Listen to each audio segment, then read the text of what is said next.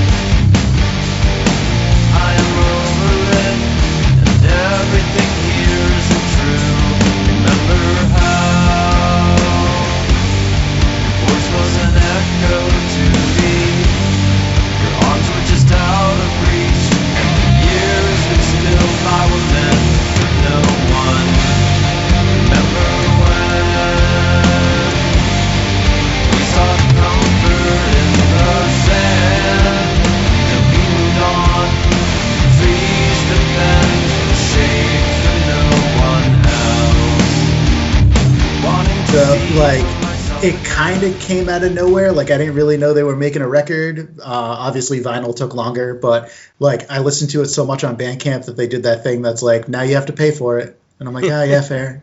That's fair enough. I just recently got my vinyl copy, and it sounds so good on record. It is an awesome record. So that's my number one. That was a surprise, right? It was. I feel like no one knew it was coming, right? I mean, I didn't. Yeah, I didn't see news articles about it. Just all of a sudden, it was hey, there's going to be a new Hum record tomorrow. Here it is on Bandcamp. Yeah, I definitely feel like it was a quick thing. I mean, maybe too because traditional album cycles this year were not what they usually are. Mm-hmm. So they were just here it is. We can't tour to support it. That's the thing too. Is I'm curious how many of these quote unquote surprise records were actually surprise records, or if they were just just do it. What else are we gonna do right now? Just do it. Just put it up. I feel like independent music, punk and hardcore and all these other bands, we all anticipated this pandemic lasting as long as it's going to last, way before the rest of the world. Because the rest of the world was it'll be over by summer, right? but every band I talked to was like, this may be fall 2021 before we can do anything live. So, and that was March. So yeah, I feel like our scenes were more aware of what was going on than the rest of the world. Oh, totally. Like, there were definitely clings to hope. Like, you know, not to say that, like, I didn't know the fest was going to cancel, but, like, I was clinging to that hope because they, like, waited until, like, I don't know, when did they cancel? Like, September, like, I feel like? Yeah, or, like, August. And I was, like, clinging to that hope of, like, maybe stuff's going to happen. I'm always like, man, what order should I go in? Should I go, like, chronologically, or should I just go down my list? I'm going to just go down my list, because fuck it. I kind of just wrote these as I thought about them. So the new Aesop Rock record, Spirit World Field Guide, is really good. It's not really a surprise record, but like he was doing so many other like collaborational stuff that it was like really good to just have an Aesop Rock record. Like he went back to mostly making his own beats, which I really liked from the first couple records. The packaging is insane. He did this thing on the record that I've never really seen before, that I'm sure exists, but I never really have seen it. There's no center label, and instead it's a clear record, and there's printing directly on where the center label should be. So it's like white, like printed instead of having a center label, so you can still see through it. It's pretty cool. And he did like this augmented reality thing that you can, I guess, download. I haven't fucked with it yet. That you can like post pictures of his artwork, and like parts of it is like jumping out of the artwork in the picture. I don't know. I thought it was a cool interactive sort of thing that he did. Is it like screen printed on the record, or is it more like? I think so. It feels that way. It feels screen printed, but it could be some other sort of like medium that I'm just not familiar with. It doesn't feel like a like decal. You know what I mean? It doesn't feel like someone just did like a clear sticker. Yeah, that's a neat idea. It's a really cool idea, which is also funny because I've had pressing plants tell me that they need to have a center label because I've wanted to like not have one on like an etching side, and they're like, "Nah, man, we got to do it." And I was like, "Oh, okay." Now I can prove it. I've definitely seen like the screen printed sides of like a blank, one of the blank sides of a record not having a center label. So. Well, yeah, there's ways to do it. There's ways to do it. I know. I just like I'm at a point where I'm just like, all right, cool, man. I'm not gonna fight you on it. No. Next on the list is and I hope I'm pronouncing their name right, and it sucks because I know members of the band, but it's Faim.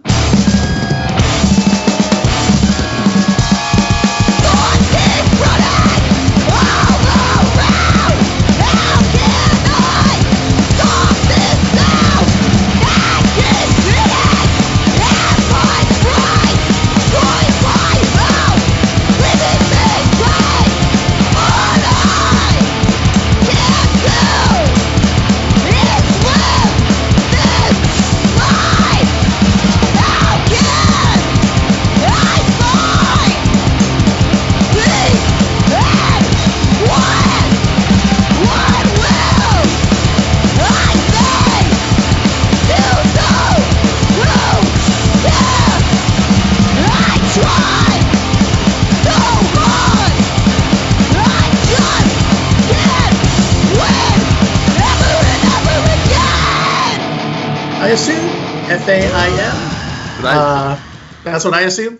Hollow Hope is an awesome hardcore record. It's like super political. It's like just nonstop, like just hardcore, which I fucking love. There's no like real serious breakdowns. They're not like writing that formulaic mosh like hardcore. And it's just really good watching that band get the recognition that they deserve, because their drummer runs a label, and they've sort of self-released everything up to this point, and like this record like really like blew up, and like it's really cool to see that happen. Is that Safe Inside, or is that someone else who put the vinyl out for it? No, they didn't. They actually didn't do this release. He did like all the other releases. I'm trying to remember what the name of the label is. Convulse Records. Yeah, Convulse Records. That was seamless for other listeners. That was seamless. We did not see that. Yeah, we definitely found that real easily. Yeah. See, the magic of editing is it will seem that way. So. Oh, good times. It's a great record. It's on my top 200 of the year because I'm insane and have a 200 album list this year. But it's definitely on there for me. It's one of my favorite hardcore records of the year. Totally. And like they just killed it. Like the way it sounds exactly how I want a hardcore record to sound. It's not overproduced, but it's not underproduced. It's like it's such a good progression from their 7-inch and from their earlier stuff. It's a good LP. Next on my list is the new Into It Over It record, Figure. Into It Over It they're one of those bands. Well, Evan is one of those people who has been in my circle like forever. He used to work at a distributor that I actually had an exclusive deal with, like way back in the day. And Best Practices played with Into It Over It at like a festival, and we like connected via that, and it was really cool. But he's one of those bands that I listen to a lot on like Spotify, but I don't really own that much of his stuff. I bought this record. It's an awesome sounding record. It looks amazing. The amount of money that he gets Triple Crown to spend on packaging is like kind of ridiculous. Also, like, how does he just keep writing good songs? He's in like what 5 different bands at this point or something like that. He's in like it's Pet Sematary. I don't know if they're still active, but they're. He does that. He has a new project with Tanner from You Blew It. Like that's starting soon. Like he just got all these projects and they're all good songs. Like it's kind of ridiculous. What? Is it just him on this record, or does he have no? It's the same lineup. There's a dude. I want to say it's a different bassist, but it's the same guitarist and drummer that he's been working with for a while. I know the dude Adam that's in the band with him has been with him for a bunch of records, like for a while. So it's cool to see him with like the same crew. Am I right thinking that he had some of the Castavet guys in his band, like way back? Yeah, I want to say they were doing something together. Maybe around like Proper during that time period. Yeah. I want to say that sounds right. I'd have to go back and look. Like he's the only constant in my brain of like that's who that band is. Yeah. The next one on my list is a surprise that actually was dropped like 2 weeks ago, I want to say. The new Chamberlain record, Red Weather.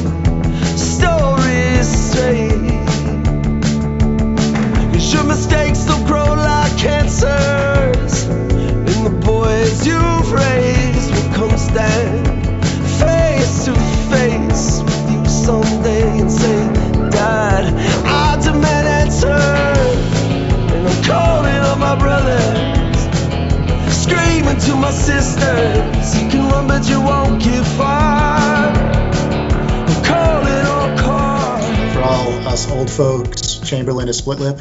They're the same band. They like Fate's Got a Driver was released with both of them, and I was like real excited when I found my copy from Split Lip and not Chamberlain. It's a really good record. They're a band that hasn't done anything in a while, and they're a band that I probably stopped really listening to after Fate's Got a Driver. So this was not necessarily what I expected out of them. it's a super mellow record. Like slide guitars, brushes on drums. Like some of the later songs are definitely a little bit more rockin', but it's way more Springsteen meets like Lucero. Like really country, but still got like a little bit of that like Americana rock feel to it. I really liked it. I've been like, it's not out physically, but I've been listening to it on like Spotify a bunch. Yeah, I didn't know this had come out. I'm more familiar with the split lip side of their catalog, and so like listening to this, like I haven't listened to their entire discography to see the progression from like the more like emo core-ish earlier stuff to what this record. So like I listened to this and I was like, this is way different than the early stuff I'm familiar with. I'm assuming there was more of an even transition since then, but I don't know. I mean, honestly, I didn't listen to most of the records either. So like same thing, but like for some reason it hooked me. Like they still are just like writing those hooks that the song just like digs right into you. And I'm like, oh, all right. And like his voice is like, you can see how he is the guy now, however many years later, that's saying a split lip. Like, it's really weird, like hearing that gravelly, like where I'm like, oh yeah, if he strained it a little bit more, it would be a split lip song. I'm looking at it. There was an EP in 2019, or was it just like a little 7-inch? It was like just a 7-inch single. And then there was like an actual EP in 2010. Oh, God, okay. So essentially it's been 10 years since there's a substantial release. You know, like a 7-inch is cool, but if it's only 2 songs, it's not quite the same as an EP. And then the last album was 2001. So like... And I remember listening to The Moon My Saddle, the LP before that, and that was definitely like, you could hear them like, not necessarily going in this direction, but definitely mellowing out like a lot. Yeah. Especially in comparison to like Fate's Got a Driver stuff. But yeah, it was a nice surprise. I like saw it on Facebook. Somebody posted it and they were just like, "There's a new Chamberlain record," and I was like, "There's a new Chamberlain record?" I'm like, what? Next on my list, for those of faithful listeners who listened to the year-end talk last year, I mentioned the fact that Envy put out like one single song. So obviously they put out the whole record. I almost forgot to add this because it feels like so long ago, because this record came out pre like COVID shit. It came out in like January or February. And I spent a large portion of the beginning of like all this shit, like listening to it. Like a whole lot of my February, March, April was listening to the new Envy record, The Fallen Crimson. It is exactly what I want from an Envy record. It's those long epic songs, but not boring. And it's just a really good Envy record. I don't know. Like it's like most of their records. I like we this talked one. about them a little bit. I like this one too, and it's funny because the last thing you came on to talk about was an Envy record. It was like that's right. That's right. But yeah, so full circle. Talked about Envy months ago. Now we're talking about him again. So yeah, that I like that one. The next one on my list is technically an EP, but still gets on there. The Peace Test Uniform Repression record.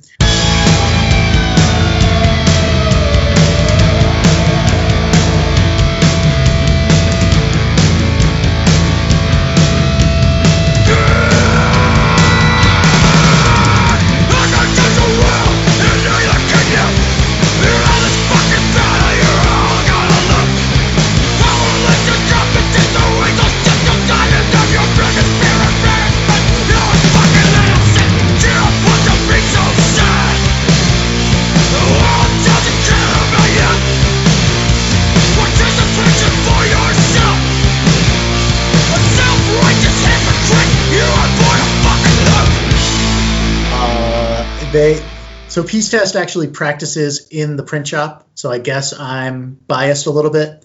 But this is just really good power violence, hardcore. I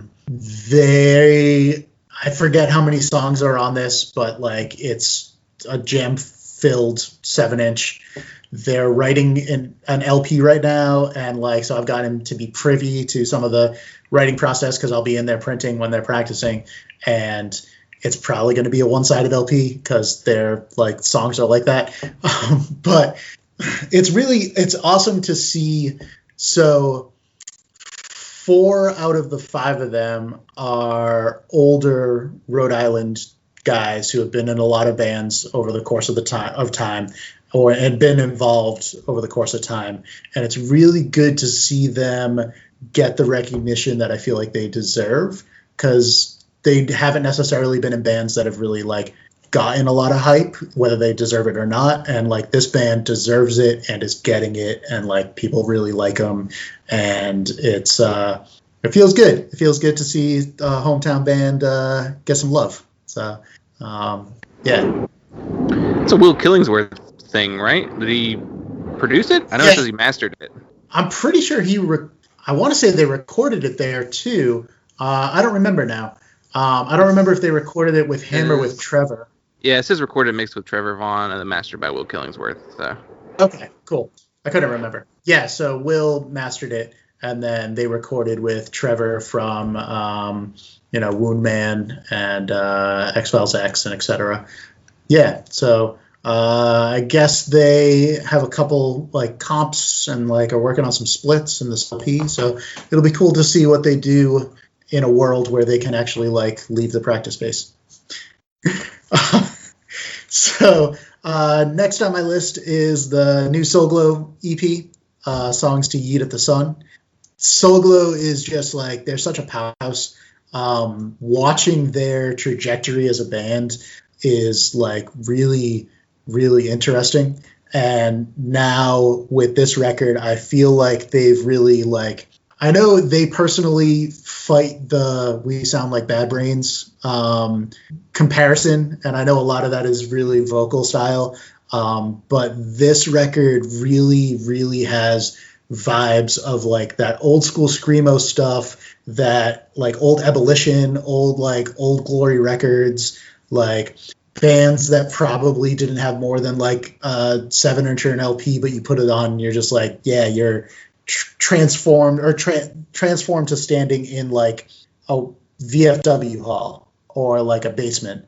And like I think the Soul Glow record they're really like hitting their groove with that and combining it with some hip hop stuff and things like that. I really like it. It's fresh. Yeah, I've said it before on the show before. I believe I've definitely said it online in multiple places, but like Soul Glow is, I think they're one of those like rare, like legendary bands in the forming. Like I think this EP and the record that came out last year, the 2019 album, and then whatever comes next, like these are gonna be like iconic, classic, like hardcore / screamo records going forward. Like I feel like they're gonna be the ones that people refer to in the future as, yes, this is a very important record. Yeah. Agreed. And like, it's, as to white male individuals, it's really makes me happy to see them get so much recognition and go so far and not be like, oh yeah, it was the band with African American guys. They're an awesome band. Like I'm so happy that they're not pigeonholed as that, and also not like that's the only thing people talk about. Their music is awesome and like stands alone. And it makes me super psyched about that, to watch that unfold. Yeah, 2020 has definitely been a year where, for the better, like the punk and hardcore and like DIY scene have actually paid attention to black artists more than they have in history. I mean, that's great that that's happening, but at the same time, it's awful why it had to happen, at this time. So I'm hoping this is a permanent thing, though. Like, me too. Not just being like, well, we have to pay attention to black artists now. It's like, I mean, we should have been doing that all along, but I'm hoping we finally are going to get to the point where it's like it stops being like a conscious effort, and it just is, our scene is more diverse on its own without like, a conscious effort from the mainstream press to find black artists to talk about in the scene. I'm hoping that's the way forward, but you never know. Fingers crossed. Next up on my list is the Dikembe record, Muck. I also almost forgot to add this because the vinyl hasn't showed up at my house yet. So it's an awesome record. I love Dikembe. I always have loved Dikembe. The reason why Best Practices ended up on Tiny Engines is because we played shows with them. But this record, I feel like, is kind of almost stands alone from the other three, where they started to incorporate more like pianos and like ripping solos, and like they slowed it down a little bit. Like it's not the high-paced Dikembe of like Broad Shoulders or Mediumship and things like that. I really thought that this record really solidifies them as a rock band, and I feel like showcases the fact that they're more than just like a one-trick pony, and you don't have to just keep going back to Chicago Bulls, you know. So I really appreciate this as like a record in sequence, a growth record, if you will, you know. They're one of the few bands from that emo revival explosion of like the early 2010s that like stuck it out and evolved past that original sound. And because the majority of them broke up, I feel like, at least like the big bands. Definitely. I mean, Into It Over is probably one of the other ones that like has made it that long. Is You Blew It still active on their own? No. Yeah. They broke up years ago. Yeah. See, so like even the second and third iteration of that sound is for the most part gone at this point. Tiger's Jaw, I guess, could fit in that too, but they've also evolved quite a bit since then. So it's really cool whenever something that's born out of a specific sound and scene, like a band, will make it past that. Same, yeah. Like it's cool to watch that progression. Next up on my list is Bitter Branches, This May Hurt a Bit, which is also an EP. I was lucky enough to get turned on to it because Atomic Action is here in Rhode Island, so I get to like see all the shit that he's doing and talk to Brian all the time about stuff that he's got in the works. So I knew that this was going to exist before it existed, which was nice. It's, for those of you who aren't familiar with Bitter Branches, it's the singer of Dead Guy and Kiss It Goodbye, and the band he's fronting though is like an AMREP, like Jesus Lizard, like Unsane, like style band. And those two sounds like coming together is so cool. And initially when I read that, I was not sold. I was like, I don't know how this is going to work, but it just works so well and it sounds so good. So yeah. I had the pleasure of listening to this before I knew who was in the band. So like, someone just told me, it's like, hey, you should listen to this. It's really good. And so I listened to it. I was like, oh, shit, this is really good. It reminds me of something, though. And it very much was like, I thought it was a new band doing a throwback. But now knowing that it's like, oh, shit, this is the Kiss It Goodbye and Dead Guy lead singer doing something with also veteran musicians from that time period. So it's like, shit, well, no wonder it sounds like that. But I love this EP a lot. Yeah, it was really good. And it's been interesting talking to Brian about some like behind the scenes stuff too, because like I guess not all the copies are even in Brian's hands still, because like the pressing plant has been real weird, and like just all these like interesting like little things that like you get to hear about behind the scenes. But I'm so happy that like people have latched onto this record, because before he put it out, he was just like, I don't know, man, he's my friend and I really like it, so I'm putting it out. I don't know if anyone's going to care about it. I'm like so psyched that people cared about it. That's good, because I think people cared about it. It got a lot of positive press when it came out. So agreed. It was a risk well worth taking. Agreed, totally. And the last thing on my list is, in my opinion, a quintessential 2020 record, and really, really needed, was the new Dropdead record.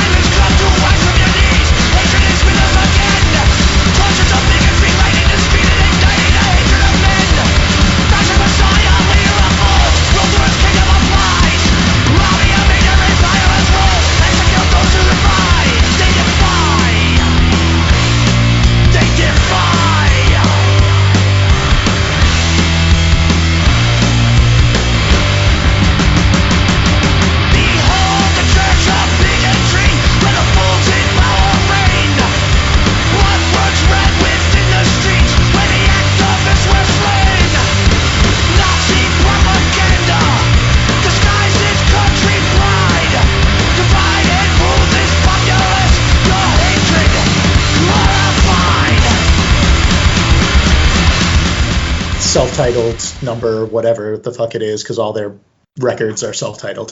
But it is, it's weird to say it's refreshing because, like, it's not, it's Dropdead. But, like, you know, being in Providence, I get to see Dropdead often, and hearing these newer songs recorded was really cool because, like, Bob has changed his voice style on it because obviously he's older and he can't, like, shriek like a madman anymore.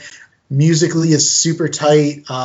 George, the guy who's been playing bass with them for a while, this is actually his first recording with the band. But you can tell that they have been playing together like for forever because they have been a band forever. And lyrically, like, it's really what I needed. There's tons of super politically charged stuff on there. There's just, like, every song is like, yeah, that's right. Like, this orange Cheeto is in the fucking White House and I'm fucking mad. And, like, for 4 years, I've been like, man, I need some good hard-hitting political hardcore. And so Dropdead came out with it for 2020. It's funny, like, remember in 2016 where people, you know, hacks were making that joke, was like, well, we'll get some cool music out of it, you know? Mm-hmm. And it was like, I feel like everyone was traumatized and then didn't want to make political music for a couple years. Like, totally. 2020 was the year where everybody felt like they were making a political record. I mean, I guess it's an election year, so it's more on people's mind than normal, but I was like, well, we wasted the first 3 years of it. I mean, I'm sure there were plenty of bands doing stuff, but it wasn't totally. But a wave like we expected. Exactly. And, you know, like, honorable mention, you know, Strike Anywhere also put out an EP, but Dropdead gave me more. It's like 20 fucking songs or some shit like that. Like, I haven't counted how many, but you know, so I had to put them on there. That's awesome. In your notes here, you got some your personal stuff, and I wanted to head that off myself because Sidorak put out was that an EP this year on cassette? Yeah. Yep. That fucking gorgeous dice bag with the screen printed tape and, like, or was it laser etched? Laser etched, yeah. Laser etched, yeah. And I wanted to say how good that record is and how cool that packaging is, and, like, I know you've got more stuff coming, and I just want to say I love what you guys have been doing, and I've been a big supporter this year for you guys. So. Thank you. It's interesting because so we recorded all the songs that have, like, been sort of trickling out this year we recorded them, I want to say, in January. And originally we were, like, going to pitch around an LP, but then, you know, the world went to shit. And we were like, fuck it. Let's just put out this EP, like, put it out on tape. Let's just get it out there.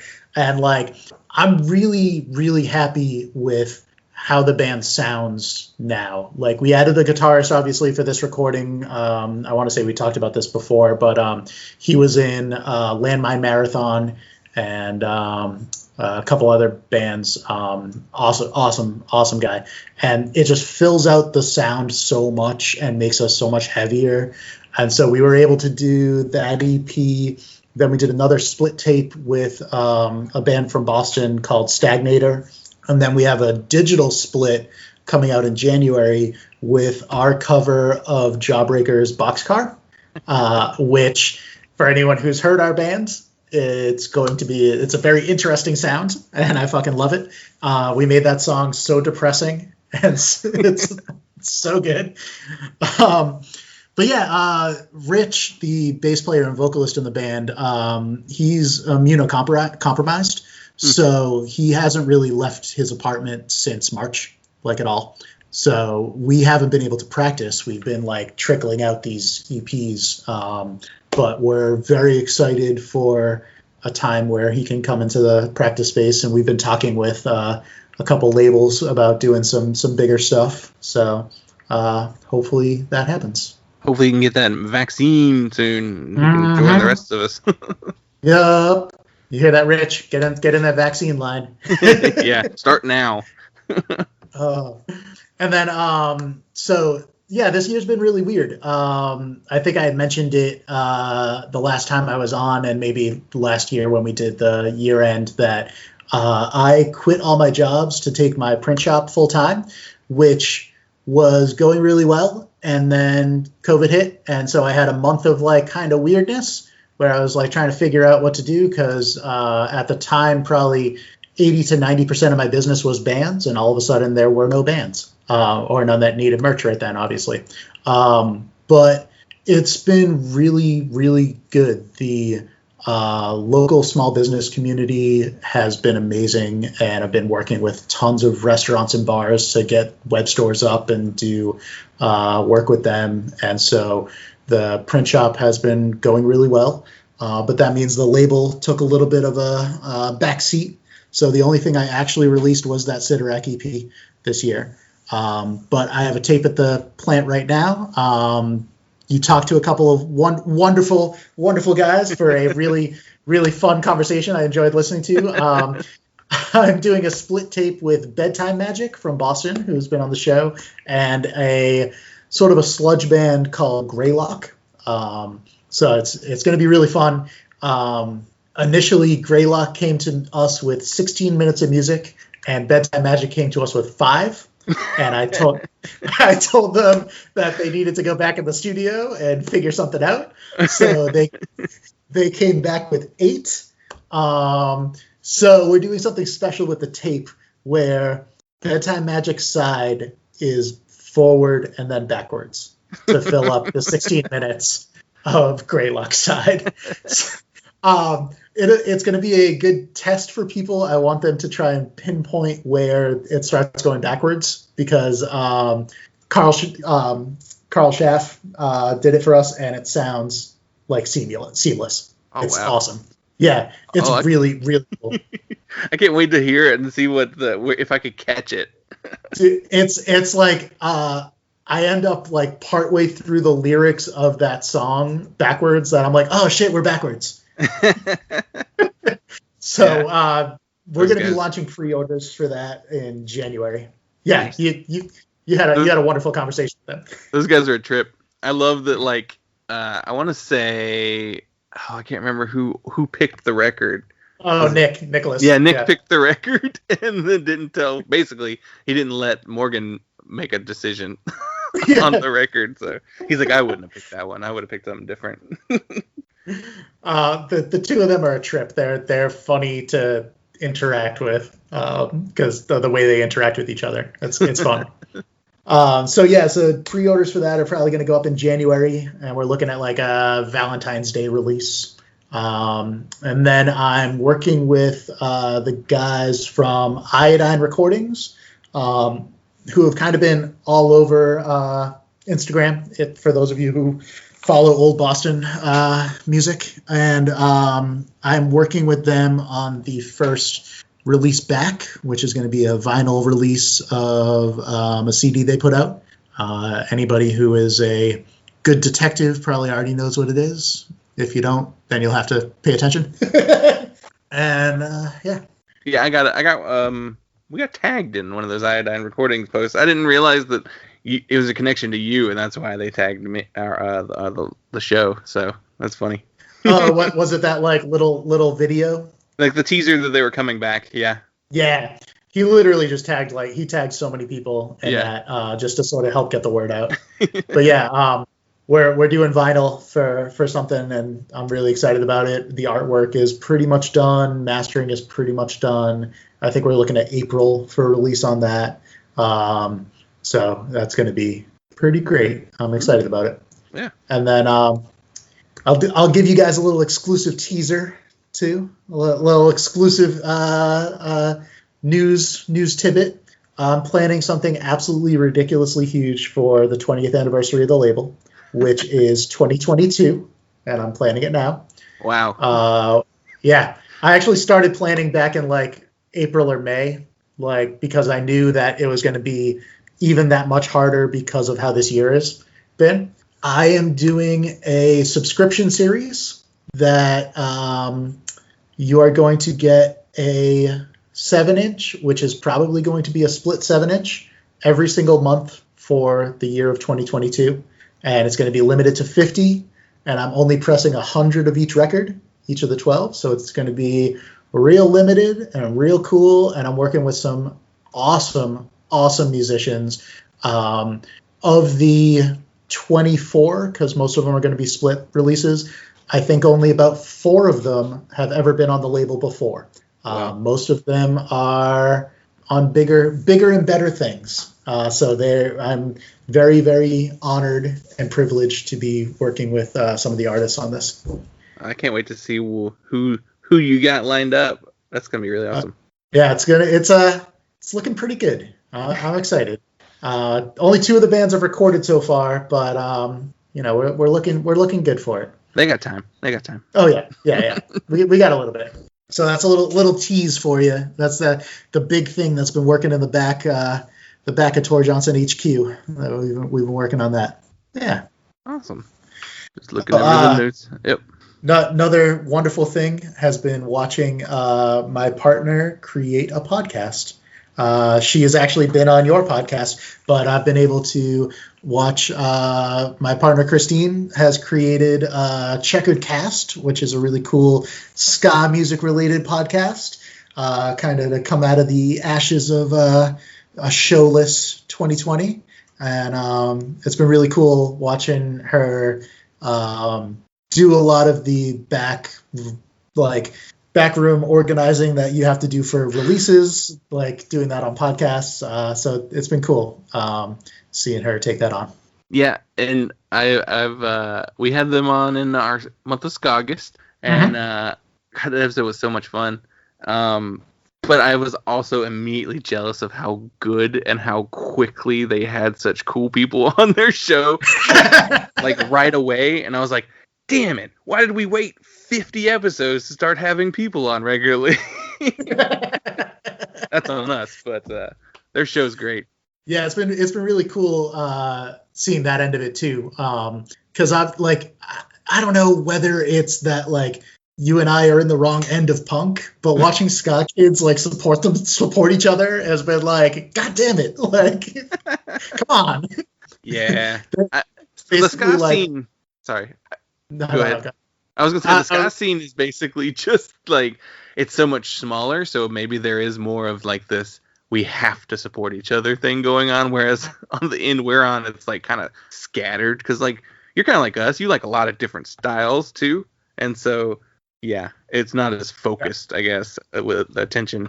Oh, totally, and they're focusing even more where they're like, you're a woman and you're involved. Yeah, come on down. And like other women who are involved are like, yeah, of course I want to talk about this. It's been cool. Yeah, it's been great. Yeah. Thanks a lot for doing the show. My pleasure, buddy. And we have to have you back in 2021 to, your episode is kind of a hybrid of our current format. Because the last episode you did, we gave you the year, but then we were also like, let's just do Screamo, and then just kind of like let you pick the Screamo records. Oh, yeah, right. So, because I think we wanted to talk about Envy, maybe, specifically? I don't remember how it came up. I think so. But we only did Screamo stuff. Oh, it was right. Was it? What was it? No, I think it was the Scrams of March or something. I don't remember. Oh, yes. Right. I think it was the joke we came up with. But so we need to have you on now, and you get to like the free reign, pick whatever whatever you want from that year. There's so many choices. I don't know if I can do that. So we'll have you back in 2021 for sure. I'd love to. My annual Punk Lotto visit. All right. Awesome. Thanks, bud. Moving on to what I'm calling the next generation. I have no idea what to call this. It's the New Mutants, Generation X. Yeah. So this is the scene. It's been popping up in the last 2 years, maybe. It's kind of a combination of everything. So it's a little indie rock. It's a little emo. There's a pop punk. There's power pop in here. There's, I guess all of it technically falls under the greater term DIY. It's punk. It's thrash. It's whatever. Yeah. I mean, it is that. It is like, it's the type of music that doesn't label itself punk, but very clearly has roots in punk rock. Yeah. So, I don't know. Argue with me if you want. I think of all these bands as punk bands. And I don't think you're going to find... You you might find one or two that are like, well, that's more of just an indie rock album, but indie rock just stole the punk playbook and glossed it up. I'll just go down. I'm gonna go alphabetical with this list because why not? That's the way to do it. They're kind of all over the country. Alphabetical. That makes as much sense as anything. As anything else I could come up with. Yeah.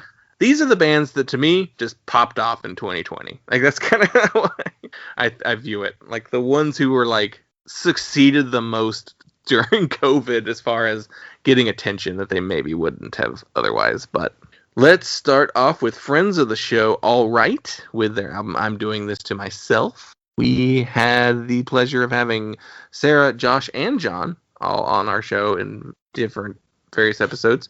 I've loved this band. I love watching this band grow since their first EP. Like, they have just, especially Sarah as the main songwriter, have grown as songwriters. Like, those first two EPs are great, but this is, like, the best thing they've put out to date. We talked about them a little bit on the the first radio episode this year. Yeah.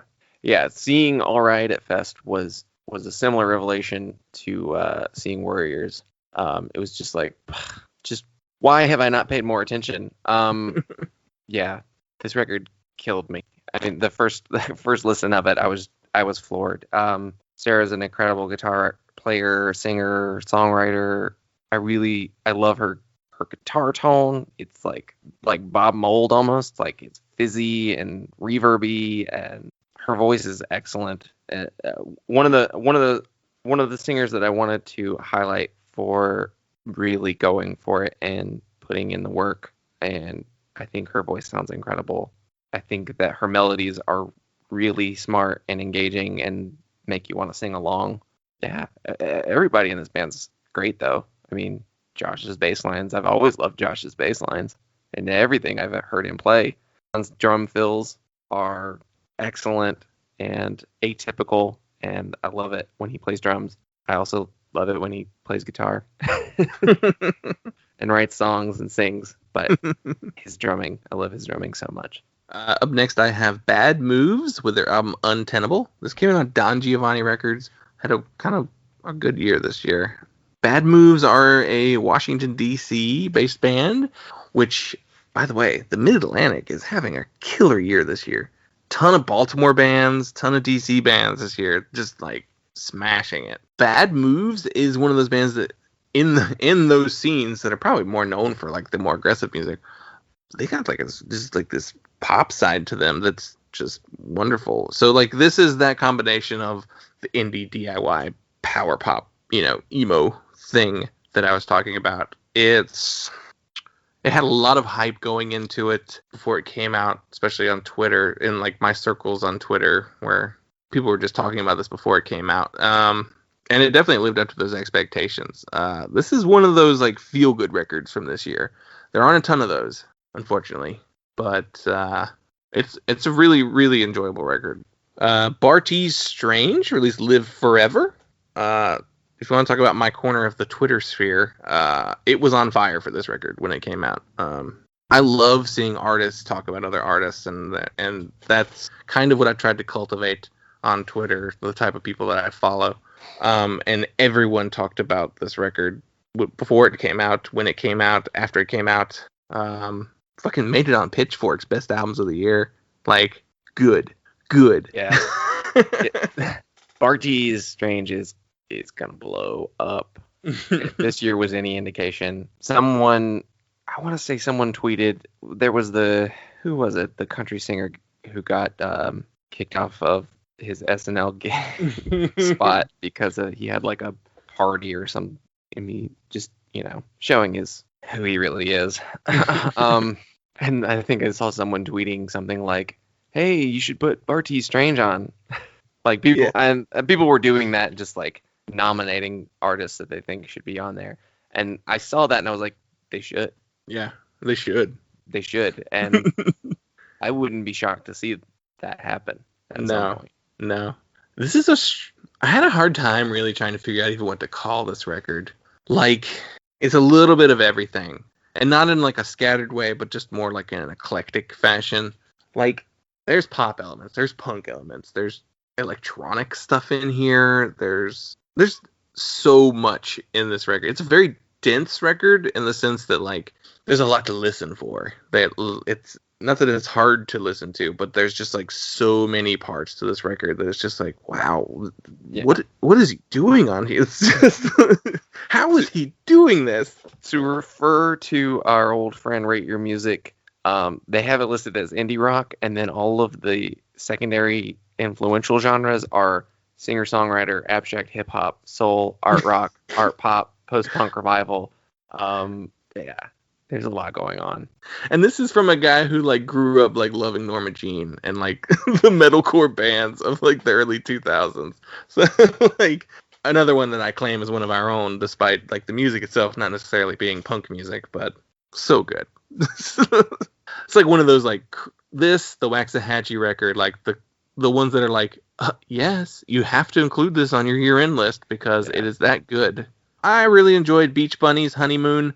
This came out way back in January or February too. This was maybe the last record I bought in a record store, brand new. It's tagged as power pop. It probably is. This may be one that is. My hesitancy and resistance to power pop has been worn down over this year. I'm using it more freely than I would have otherwise, but I won't fight you on this one. You get to have this one. Yeah. This one counts. It's got to have the riffs. Yeah. And this record does have the riffs. Yeah. I know the lead singer was like, I'm so sick of all these songs, and I know you all are just getting them for the first time and enjoying them, but like I've had these songs forever now, and I'm so ready to write new songs. So we'll see what the next Beach Bunny record sounds like. Up next, we have another friend of the show, The Big Easy, with A Long Night. We had the joy of having Stefan on the show, as we were being very difficult on that episode. Go listen to it if you want to know more. A Long Night. Man, it's such a good record. Yes, it was a long night of me driving that car. I didn't get to mention this, and I wanted to. I thought about including it in the newsletter for that week, but not to tell the whole story. I totally missed an opportunity on that episode, though, when he mentioned he talked about Benny and the Jets. I remember distinctly him talking about Elton John, listening to Benny and the Jets, being really young, and that being a really early memory. And it was like just like this one of the I kept turning the radio on trying to listen to music because my phone was dying and I couldn't charge it, and the radio was not picking up very good signal. And I have this little recording that I made on my phone of just a lot of static and Benny and the Jets trying to find that song, trying to tune it in on the radio because I heard it and I was just trying to catch that signal. And it just kind of fades in and out into some other songs. That fits the. I feel like that fits this Big Easy record. Lo-fi, catchy. It's a really good record. Yeah, if you listen to that episode, you'll hear me try to nail down the influences and get it wrong entirely. I like named like all these bands that I thought it sounded like. So you're from New Jersey. You love Bruce Springsteen, right? Yeah. Justin name dropping Springsteen instead of me. Yeah, I got it wrong, I guess, but I still maintain that it has that sound that I was thinking of. It's just a more lo-fi version of it. Yeah, it's an incredible record. It's a deeply personal record. Like I was reading over the lyrics, and it definitely is like a long year. It refers to a year after a broken relationship and moving from like New York to New Jersey and all that. Very deeply personal story, but it's such a good record. And I think there's something there that we can all relate to in some way, especially if you've ever been broken up with. But fantastic record. I cannot wait to see what else he does after this. Up next, I have Bully with Sugar Egg. This came out on Sub Pop Records. And it feels like it could have come out on Sub Pop 20 years ago, like, or 25 years ago more. It is a big, crunchy power pop. There's that word again. Sort of grungy, catchy as hell record. It kind of reminds me of like the sound of Fucked Up, not vocally, but musically. Like really big anthemic songs and like tons of reverb. It's a pretty good record. This one was new to me, and I think by the end of the first song, I was like, oh, this is great. This is right up my alley. Like, this is very much a sound that I look for in a lot of bands. And I feel like we only ever get a little taste of it. Like last year, and I guess people would group this band more in the shoegaze category, but West Coast had some similarities, I feel like, to this record. Like a noisiness to it. Yeah. Like, the lead singer and main songwriter, she apparently like spent time working at Electrical Audio. Is that what that? Steve Albini's company, production company. Like, she spent time there, which you could tell she picked up a lot of tricks from, in the sense that like, this is a noisy record. It doesn't have the Albini sound, like the bigness to it. Though it is a big record, it doesn't have that like echoey, sparse Albini trademark on the drums or anything like that. Yeah. But there is a noisiness. Doesn't sound shitty enough. But it was a surprise when I listened to it. I heard a couple singles first, and then I was like, I'm really looking forward to this record, and wound up very much enjoying it. Up next, I have one of my favorite, or maybe one of the more like late additions to stuff of the year, is Celebration Summer Against the Gun.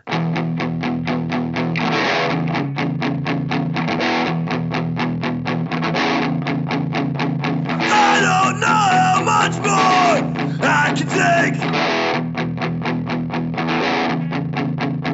I don't know how much more I can take.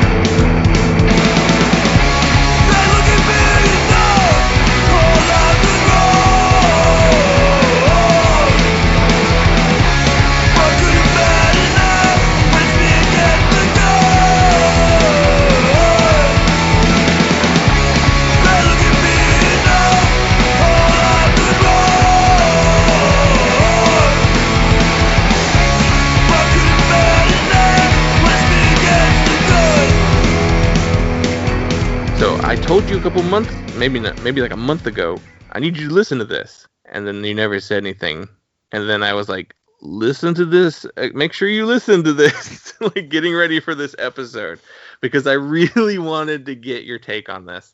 They are another Washington DC band.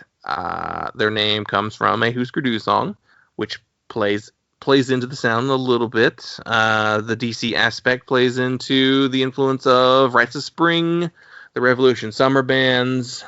I have to pull up my notes that I wrote from. I did listen to this when you sent it to me. I realized it when I listened to it again. Because I listened to it again this morning. I listened to the whole thing. And I was like, I know all of these songs. I did listen to this whole thing. Yeah, it's going to be a deep cut. But both times I've listened to it, I immediately thought of, what's that band? Lock and Key? Oh.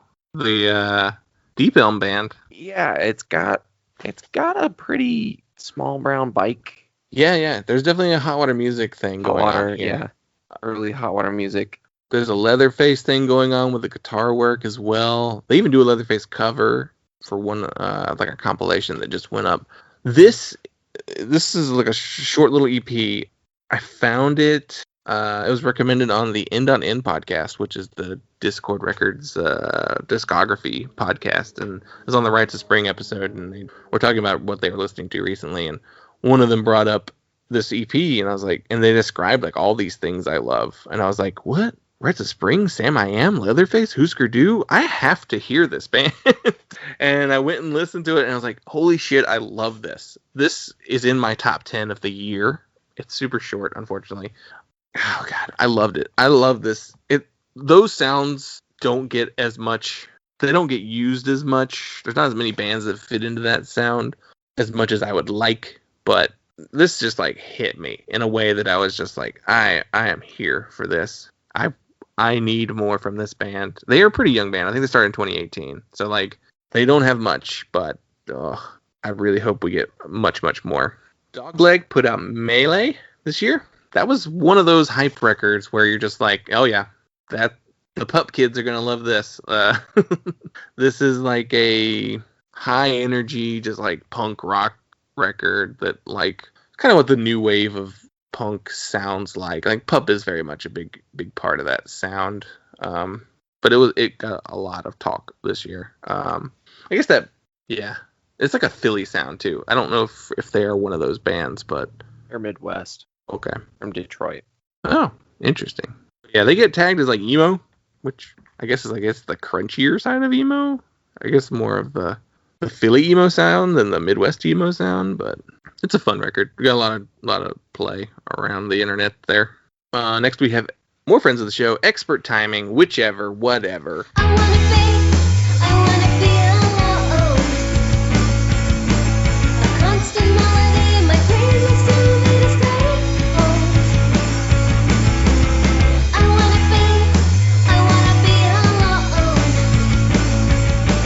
A constant melody in my brain makes telling me to stay home. A neon sign that reads horoscopes tells me not to change, keep doing things my own way. Feeling out of sync, just laying low. Not missing a thing, falling back into beat on tempo.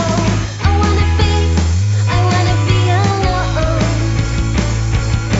A constant melody in my brain that's telling me to stay home. I wanna be alone. A constant melody in my brain that's telling me to stay home. From Orlando? Yes, from Orlando. Yep. Flawless editing there. This was released on Count Your Lucky Stars, which I was so happy to see that they got on that label. I think this is their best collection of songs yet. I very much enjoyed Glare, but I think this is them at like their so far peak songwriting. We had Jeff and Katrina back on last year, way back when they were getting ready to expect a hurricane, I believe. They were like batting down to do because there was a hurricane coming, but so everyone was a little tense in that episode. But gosh, and we made them listen to 45 Grave. Yeah. Ooh, sorry. Yeah, that was old format. Yeah. We need to get them back. Yeah, Jeff. I messaged Jeff saying we should have him back. He's currently works in a hospital, so his life's kind of crazy right now. But we need to have both Jeff and Katrina back. We'd love to have Gibran as well. I highly recommend you watch any live Expert Timing because they do the thing that so few bands do of having their drummer center stage, and it is wholly because he is one of the most entertaining drummers that you could watch play. Like, watching drummers play is sometimes like cool. When you get a drummer who's just like makes every moment like something to enjoy, it's like, yeah, put him front and center because he is having a great time playing these songs. Most drummers are either expressionless or like, yeah, your typical, this is excruciating rock face. He's got a smile on his face the whole time. Right. He's having a blast. Jeff and Katrina's songwriting has improved more. I loved the Glare, but they've got so much better, especially Good Things and Constant Melody. Like those two songs, I love them. That line, New Wave Haircut, just like sticks in my head every time. I love it. This is one of the few records I listened to probably like the week of or shortly after it was released. This one was definitely on my radar. A great EP. I also wanted to mention that Jeff and Katrina released like a digital single called Weapons of Math Destruction, and it's them doing heavy music, and it's quite good as well. Like, I really liked it a lot. So like now we've got 2 bands that they can do. Let's move on to our dear friend John Russell. We have Gnawing's Shaky.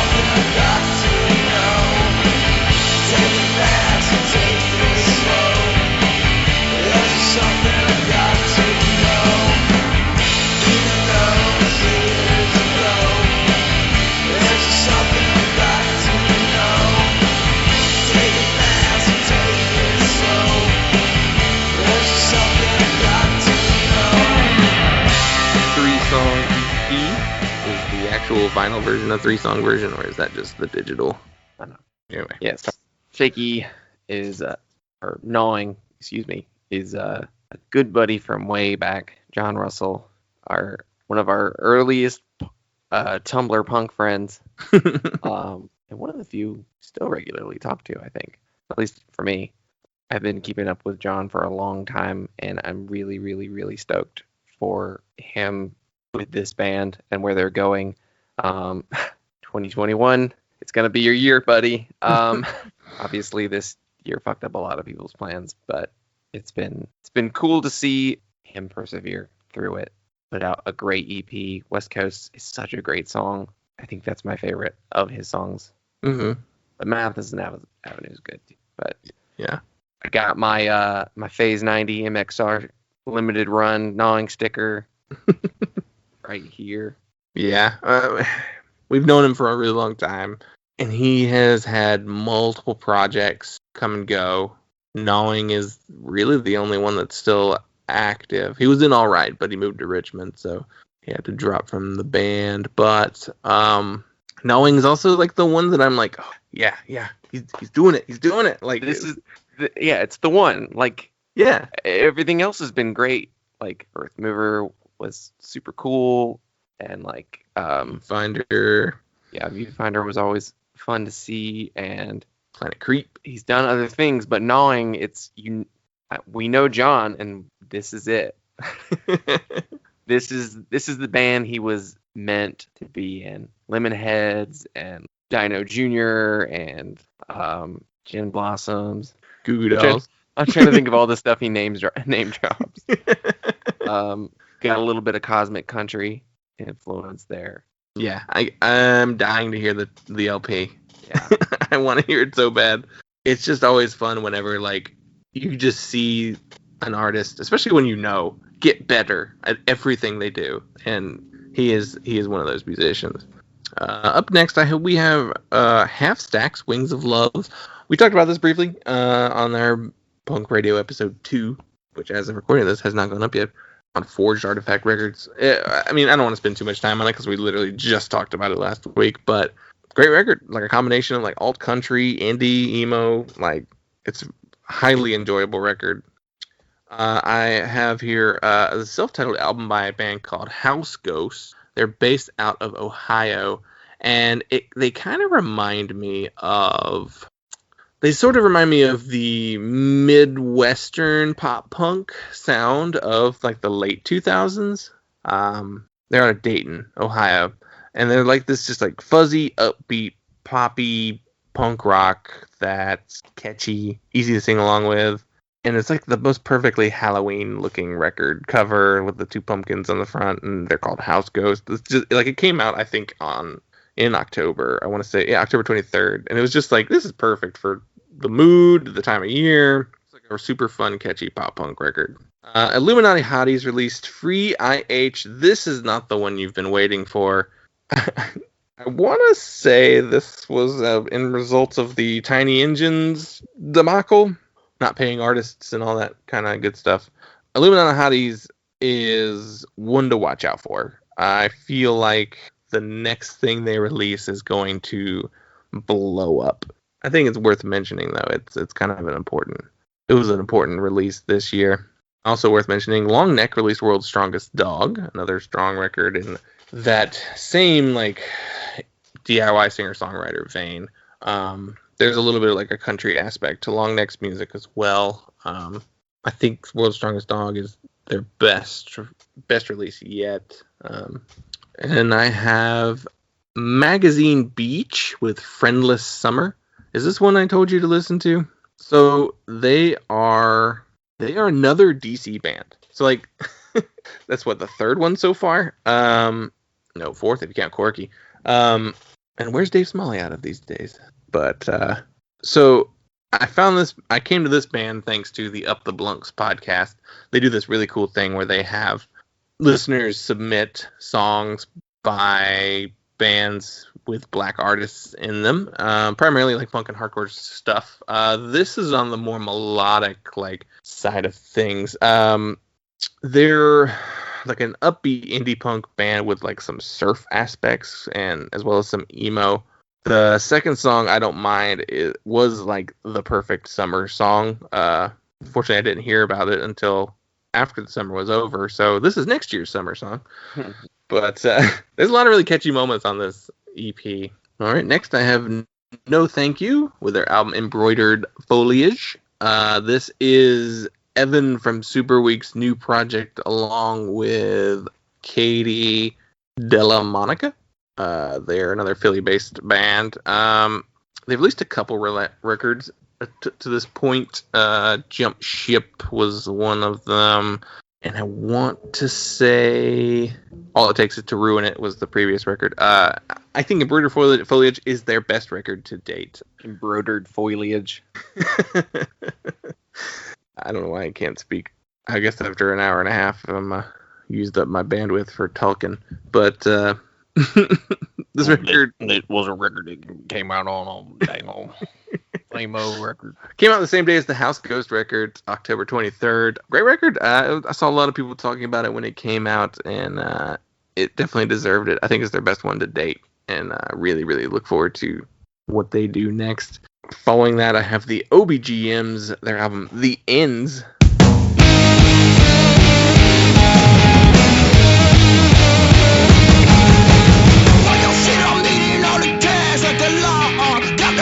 Got no second chance, got no love. With my bridges burning down the ass, that's what's up. Take your shit and walk up in your bed, praise the Lord.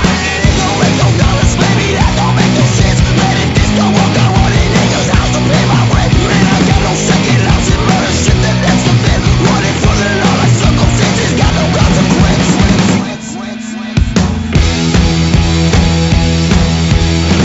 You can die tonight, you can die tonight, yeah.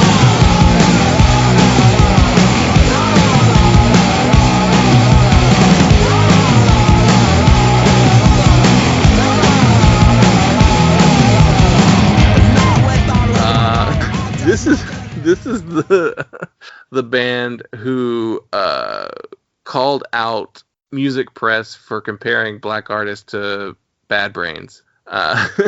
Because Exclaim did a terrible review where they said their immediate influence was clearly the Bad Brains. And it's like, why'd you say that? Because every member of the band's black? Because That doesn't sound anything like Bad Brains. It does not at all. The OBGMs are from Toronto, Ontario, and they are part of the same scene that kind of birthed Pup. And the record was actually produced by... I don't know what his name was, but it's the guy who produced Pup. Yeah. And musically, I had a hard time trying to nail down exactly what they sounded like. They're definitely very upbeat and aggressive, but they're not like a full-on hardcore band. I mean, I guess they do what what Pup does. It's like kind of like heavy guitars and like more shouted vocals, but there's a little bit of melody there as well. They're a very exciting band. Dylan, you said you listened to it and then did 20 push-ups. I put it on and just was like, well, I got to do something. Need to burn some energy. Yeah, it's aggro without being like hardcore standard chuggy riffs. Like it's I don't know what to call it either, because like I see people comparing them to like the Hives, and I don't hear that. And Pup is a good comparison, but it like I even thought of like big beat, late 90s, early 2000s, kind of like electronic music. Like I would almost say that this was in some ways a continuation of what nu metal could have been. So Dave Schiffman was the producer. That's who I couldn't think of earlier, but he also produced records by Trash Talk and Rage Against the Machine. Right. Okay. And it kind of works like all three. It's kind of Trash Talk, Pup, and Rage Against the Machine all in one. Like, it's interesting. Like, the record is about death and wanting to die. They call themselves... I love this. They said, I feel this is one of the most important cross-genre albums this century. We are Nirvana. We are the Beatles and the Stones. We are really changing the dimensions of which the game is played like the Steph Curry for this rock shit. It's kind of, it is like, it's a cross genre album. Like, it does do a lot of different things. I listened to it and I was like, this is a great fucking record. And I think, I don't know, maybe because it came out so close to the end of the year, it hasn't quite got the attention that I feel like it fully deserves, because I have a lot of fun listening to this album. Okay, here's the big one. Next, we have Oceanator, Things I Never Said.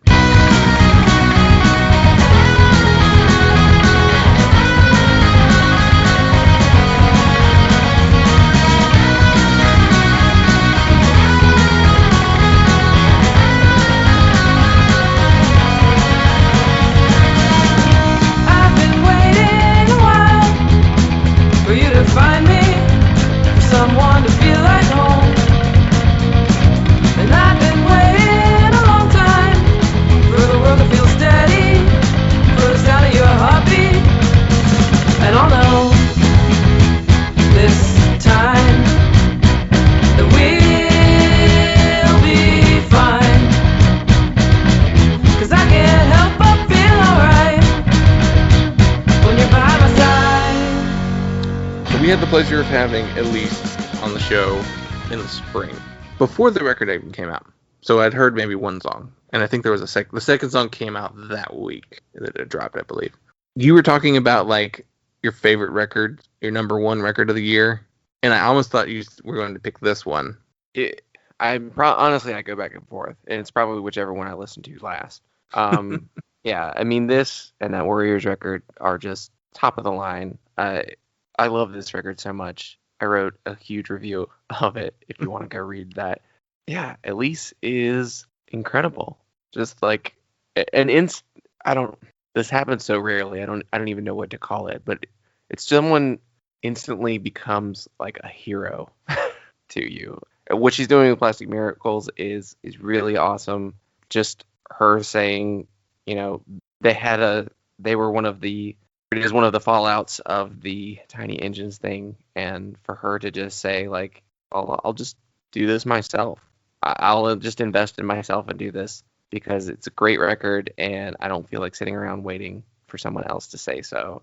I think that's so inspiring, and it paid off because now she's on polyvinyl. Yeah. I mean, and 100% deserves it. This record is killer. The songs are amazing, amazingly catchy, poignant lyrics, killer riffs, and her voice sounds awesome. One of the biggest standouts to me. She has a strong, clear, like I've mentioned previously, she puts in the effort and really sings. And she doesn't sound like, again, it's not like classical singing, but she puts in the effort, and I really, really dig that. I mentioned this to Justin. I can hardly think of any male vocalists in punk or indie rock that are currently active that directly inspire me to try to sing better. And for me, all my heroes right now vocally are non-men. It's Lauren, it's Elise, it's Sarah. Come on, dudes. Let's get over the mumbling thing. Yeah.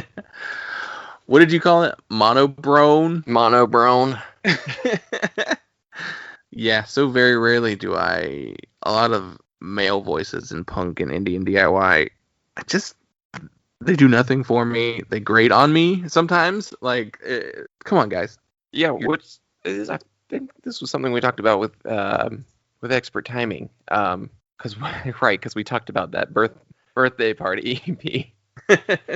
and Katrina pointed out, like, it is the unfair, like, dudes can get away with doing that kind of thing. Yeah. And women can't. Women have to be better singers than the average man. Yeah. Which is horseshit. Yeah. So, like, I don't know. Every once in a while, there's, like, a record that'll come out, and you're just like, holy shit, that is an important record. Things I Never Said is one of those records where I was like, at least had put out a couple other Oceanator EPs and releases, and I was just like, oh, these are good. These are really good songs. I like the songwriting and all this, but they're, pretty much standard singer-songwriter stuff. But then this comes out, and I'm like, holy shit. She is, like, a standout amongst like, the scene. I know she's a big David Bazan fan, and I seriously get serious David Bazan vibes, as far as, like, a voice in the sense of, it, like, doesn't sound like Pedro the Lion or David Bazan, but it's like this wholly formed voice. Everything's been tested, and, like, this is the final product, and this is Oceanator. And yeah, the whole sound of this record, everything is a natural extension of everything else on it. Like the guitar and her voice and the bass lines and the drums and the overall production of the record, and it all flows into each other. It's just a fully formed, finished product. There's no flaws. It's just like something that came out of a glass factory. I don't know how to describe it. This is my favorite record of 2020, hands down. I mean, I know we're not ranking things, but easily my favorite record of the year.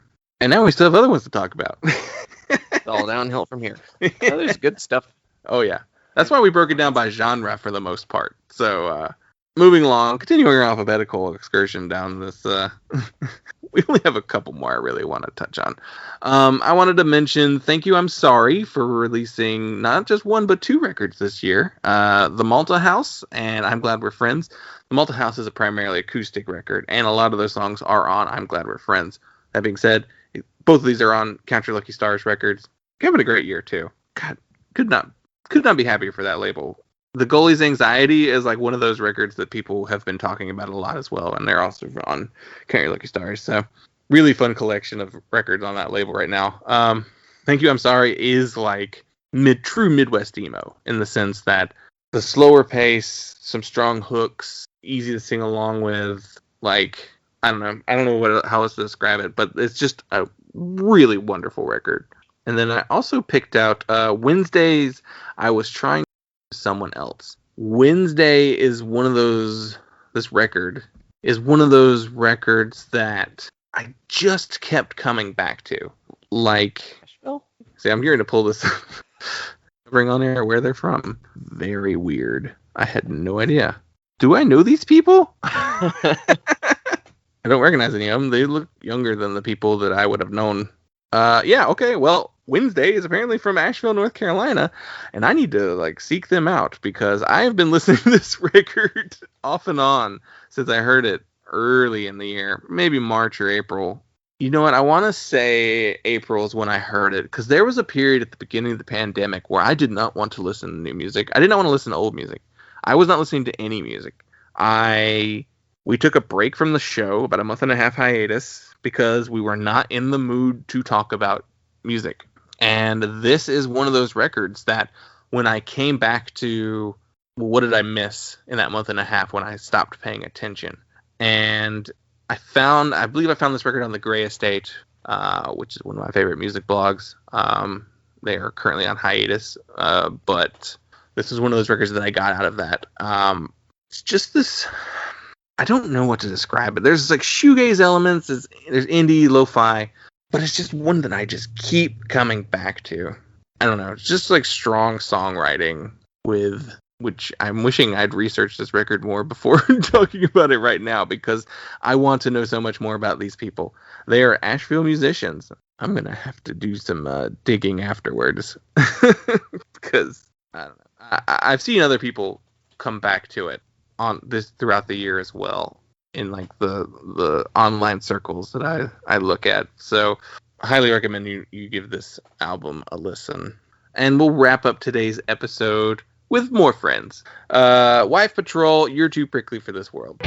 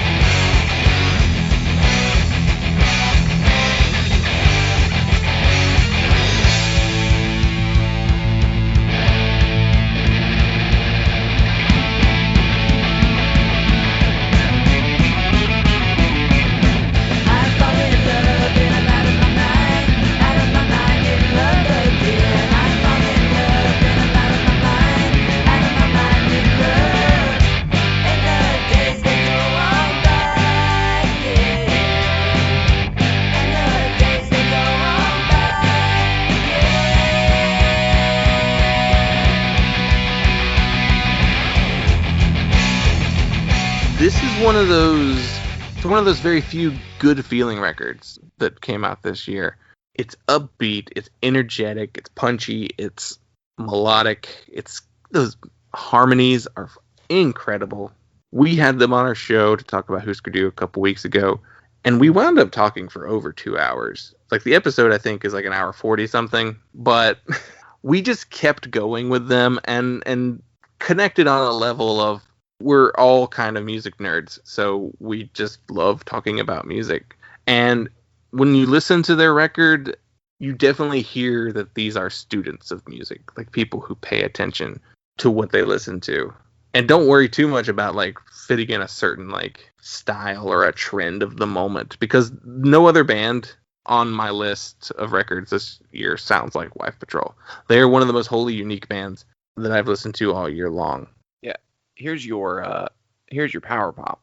Yeah. If you need that classification. Yeah, Wife Patrol are a great band. Super catchy. Those bangles harmonies. This is a great band, and one of the bands that I was thinking of as far as maybe getting some attention this year that they might not have in a normal year because they're more professionals in other areas of their life, don't necessarily have the means to go or have the freedom to go on tour forever and make it that way. So I hope that they can continue to keep getting the attention that they've gotten this year into the future and everything else that they do, because they really deserve it.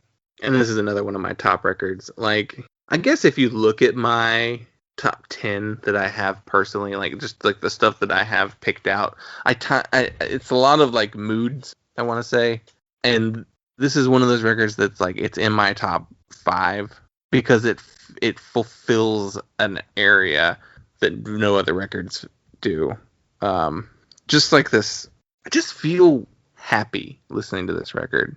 And then, I mean, lyrically, they cover like all sorts of different subjects, but just the overall like tone and sound of the record, I just feel good when I listen to this record, and I'm bopping along to it. I don't know, I love it. They took a chance on themselves, and I'm so glad they did, because this record is fantastic. We are joined by our good friend Cory, frequent guest. The last time we had you on, I think we looked it up, it was like February, which is crazy, because normally we have you on like at least 3 or 4 times in a year, so only once at the beginning of the year was kind of odd. But how's it going? Yeah, not so frequent this year, probably for obvious reasons. It was just, I think, a chaotic year for everybody. Yeah, it was a really busy time, and then with the pandemic and shutdown and schools closing down, our son was home with us, and it just wasn't conducive to finding any time for podcast recording, unfortunately. But I'm happy to be back for the year end. Yeah, thanks for having me. Quiet, Daddy has to talk to his friends About punk. Yeah, I mean, Well, and at that point too, where I was recording was like in the literal middle of our house, and it would not have worked at all. So now I have a quiet office space tucked away upstairs. Okay, so I'll try not to take up too much of your time and get through this. I did have a lengthier list, I think, than I had last year. When I was trying to put this list together for you, it was initially hard to think back. It didn't seem like, I think, amidst everything else going on this year, that I listened to a lot of music. But then when I started putting this together, I realized how much good stuff actually came out this year, and how much time I spent with it. I think just my attention was elsewhere while music was maybe happening in the background, or as a reprieve from everything else.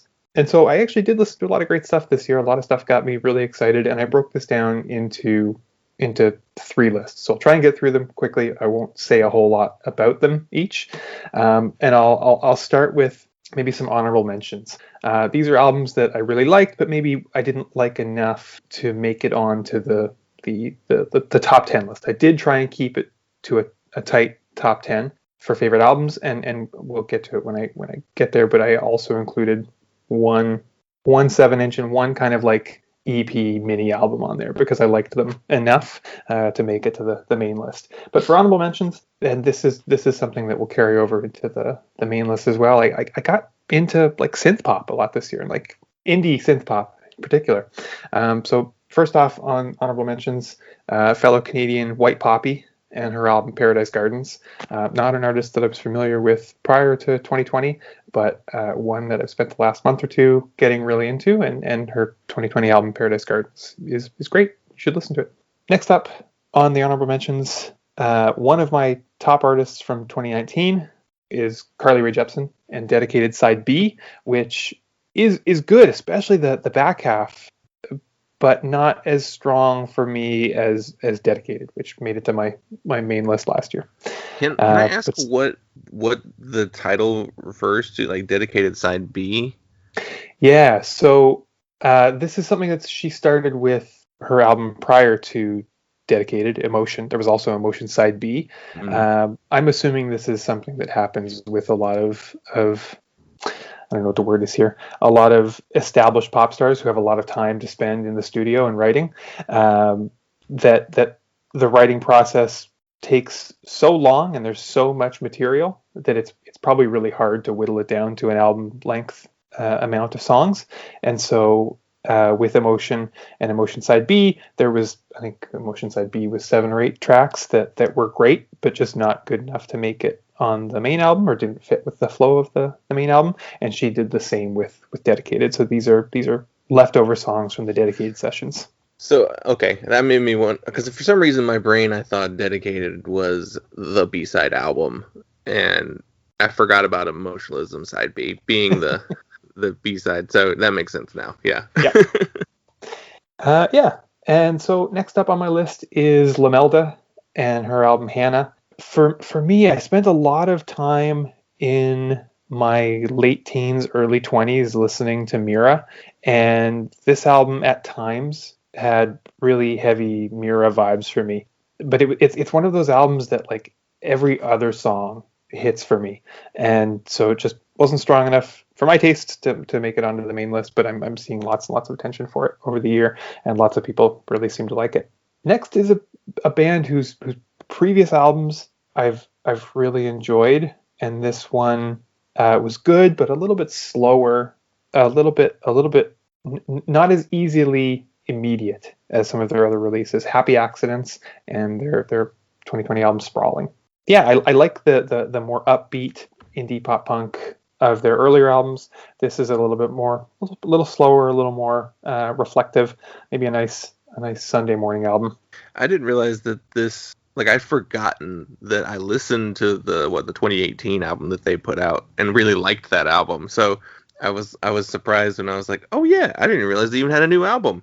Yeah, I think it kind of came and went without a whole lot of attention to it, because their 2018 album I think was on Specialist Subject, and Specialist Subject is one of those labels that does a really good job of promoting their releases, I think, and you know, people really like to follow that label. But Sprawling came out on a different label, so I don't know, maybe just promotion, maybe just people have other things to pay attention to this year. I know the lead singer in that band is also in that band Cheerbleeders. Yep. So maybe some of the attention that this record could have went towards that EP, because that EP got a lot more attention. So yeah, see, this is, well, we were talking off mic, but this is where a list would help me keep track of what I listened to. I totally forgot about those Cheerleaders EPs. They were great. Anyway, too late to think about that now. Next up on honorable mentions is Gen Pop and their album PPM 66. Just pretty cool post-punk. I think that this year in particular, I realized that maybe I like post-punk more than I think I do, with a couple of the other albums that show up on here and a couple of the other songs that show up on here.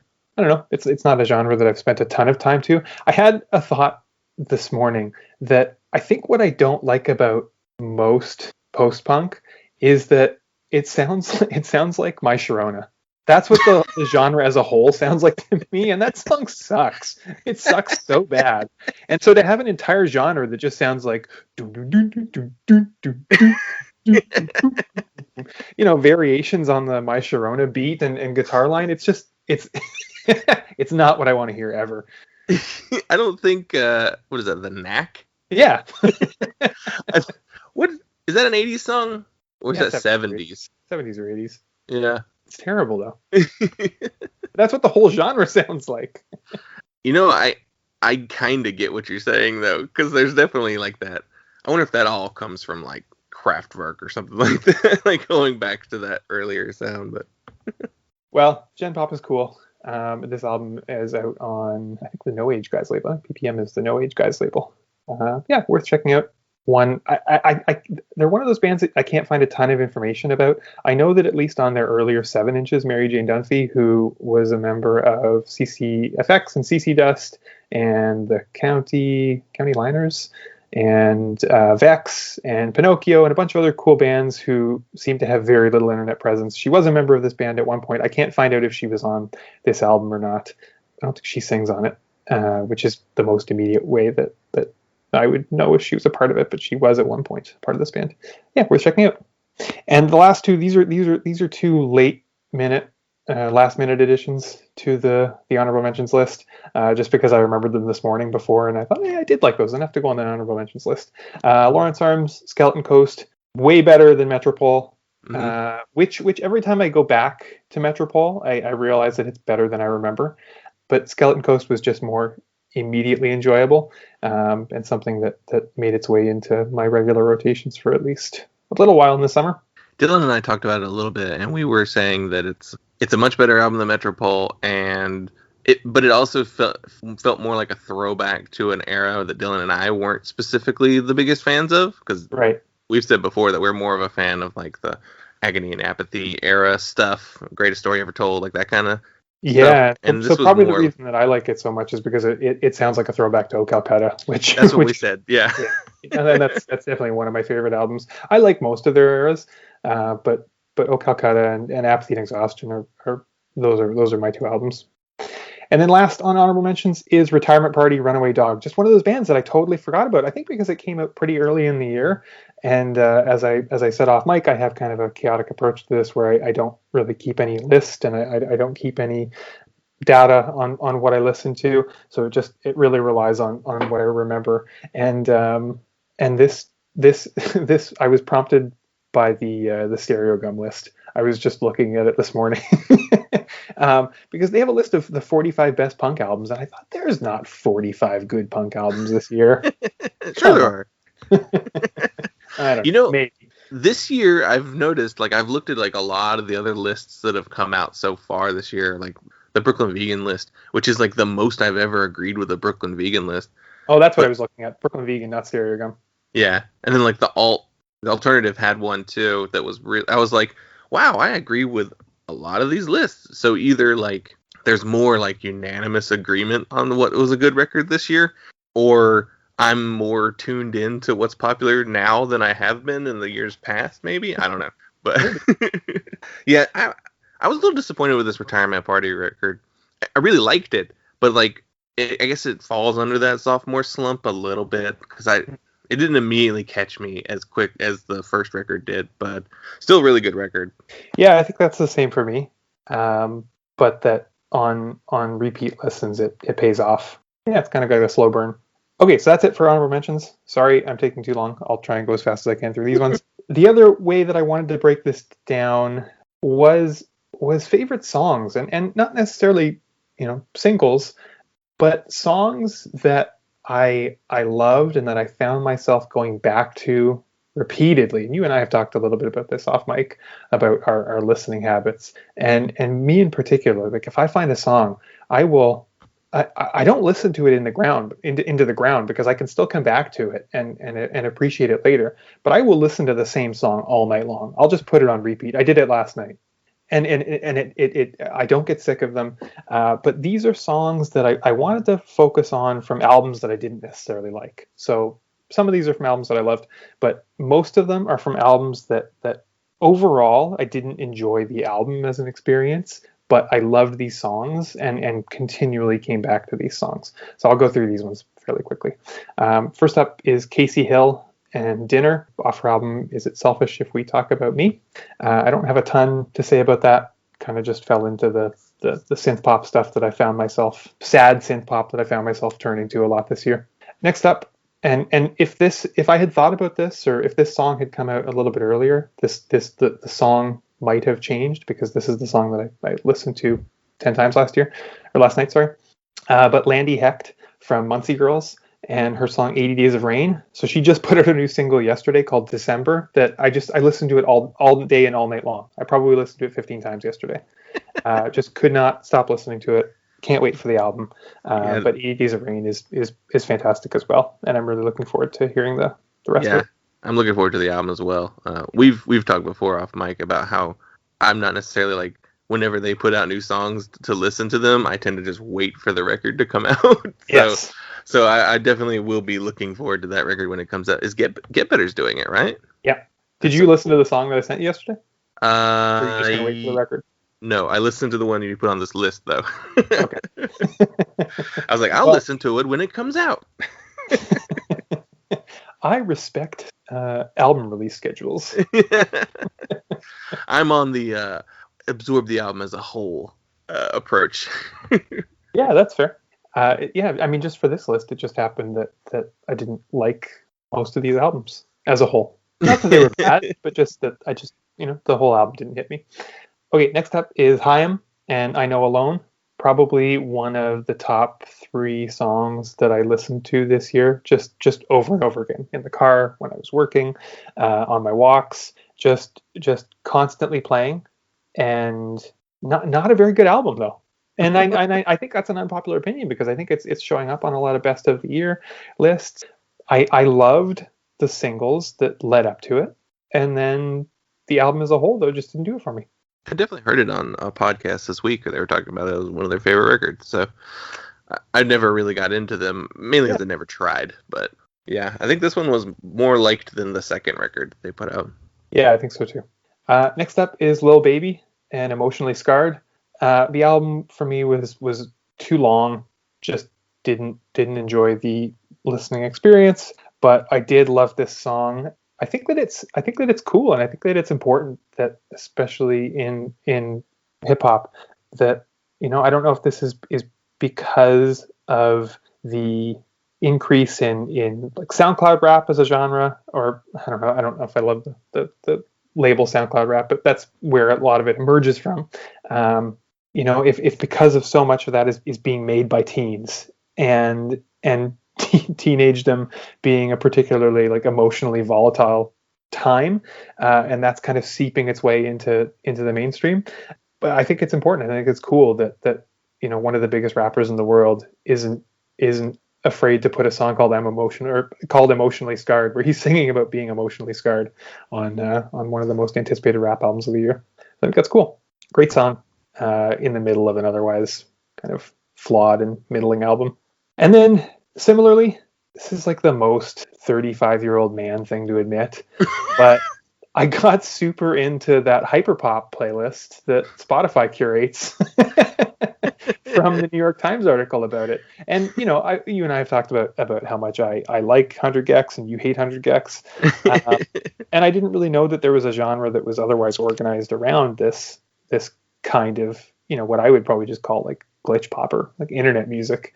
But I discovered a ton of cool stuff from there this year, and one of the best discoveries was Eric DOA, who is this 18-year-old kid who just makes really cool, glitchy, at times hip hop, at times kind of just like sad synth pop kind of stuff. And so he and Breakance had this song called "Things You Do to Me" that I think is one of the best songs of the year. And I could write a whole essay on everything that is perfect about it, but we don't have time for that today. But you should go and check it out if you're listening to this. The hyperpop kind of blew up this year. The lead singer of the band Riverbee actually like made like a really big like hyperpop playlist. I guess I'll have to find it and send it to you, see if there's a lot of overlap there. Yeah. But this is the most I've become aware of that term. It's such a bad term too. Talking about music is stupid, and nobody should do it. Okay, next up is Julie Byrne and Jeffrey Cantu lead and Love's Refrain. We didn't get a new Julie Byrne album this year, which I had hoped for, but we did get her singing over this song that she just made it. She made it. The addition of her vocals just make it this transcendent experience. Really beautiful. Jeffrey Cantu lead is not someone I've been familiar with before, and I went back and listened to the original instrumental version of the song, and Julie Byrne just elevates it and makes it so much better. And I hope that's a sign of things to come for her and her music, because I think that's a really interesting direction for her. Next up, another band that I don't particularly care about, and anytime I've tried to listen to anything other than this song, it doesn't do it for me, but Future Islands and their song Thrill.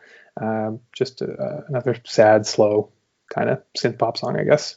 The number one song that I listened to this year, it's an embarrassing amount when I got my Spotify results this year, and that's just on Spotify. That doesn't account for the times that I listened to it walking or in the car.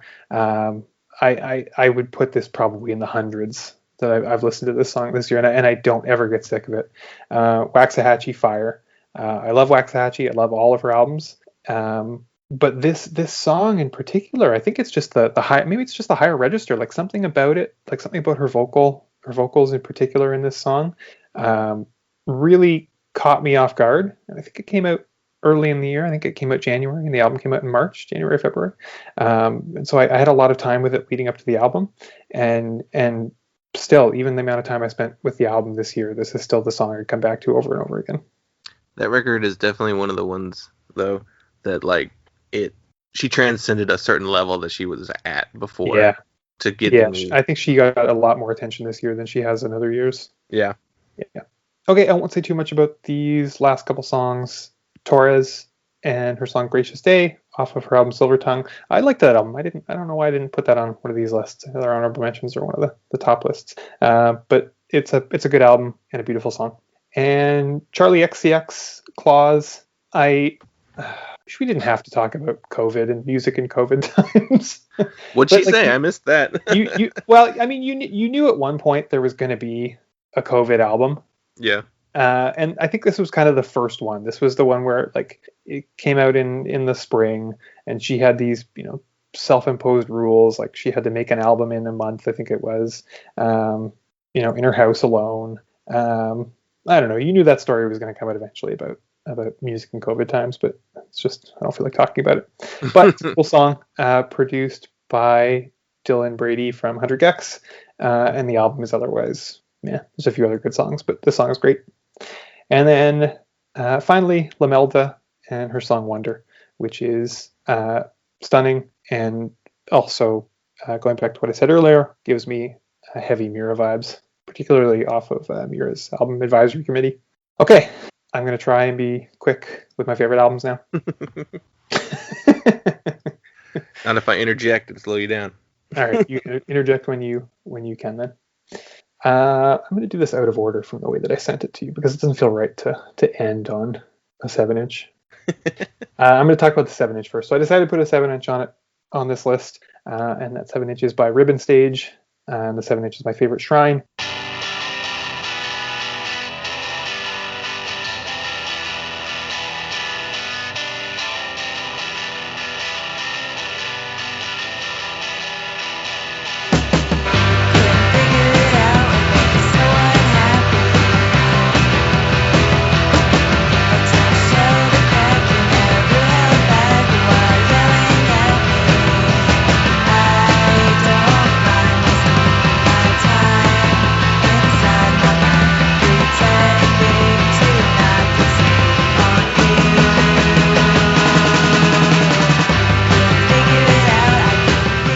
Really cool, I don't know, shambling, jangly, indie pop punk. Yeah, a little garagey, I guess. Yeah, really cool Lo-fi. stuff. Yeah. Looking forward to hearing more from them. Yeah, you sent that one to me this year too, and I remember. Yeah, I've read that they've been working on songs during quarantine, but I think they're across the country from one another. Yeah, so I'm looking forward to hearing more from them. Next up, back to post-punk, Sweeping Promises, Hunger for a Way Out. I think I sent that to you, and I don't think you dug it, but I really liked it. And it's not something that I would normally listen to, I don't think. Just a cool band out of Boston. I think when you had sent it to me, I had already listened to the whole thing. Okay. And so I was like, yeah, I listened to it. And it wasn't one that like cracked my 200. So yeah. It's not bad. It's just, it didn't hook me. Cracked your 200. Yeah. I got a 200 list. I don't know what I'm going to do with it. An 8-hour podcast. I'm definitely going to use our Substack to send this list to everyone. Awesome. I'll read it. And I'll listen to the things that I didn't listen to yet. Next up is Gladie and Safe Sins. On the bright days, I can see the light.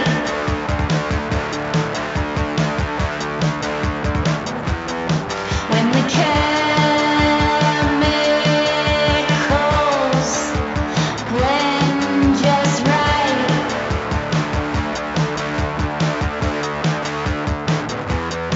We separate, we collide, we shoot off in all directions. I can't look at it right. It's a matter of perspective.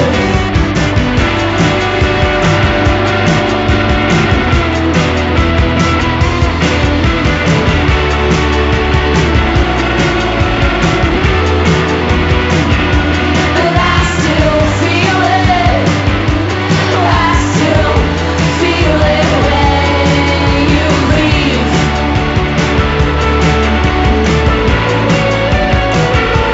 I still feel it, and it makes me believe. I love Cayetana, and I'm so happy that Augusta Koch is making, I think that's how you say her name, is making music again under Gladie. This album was great.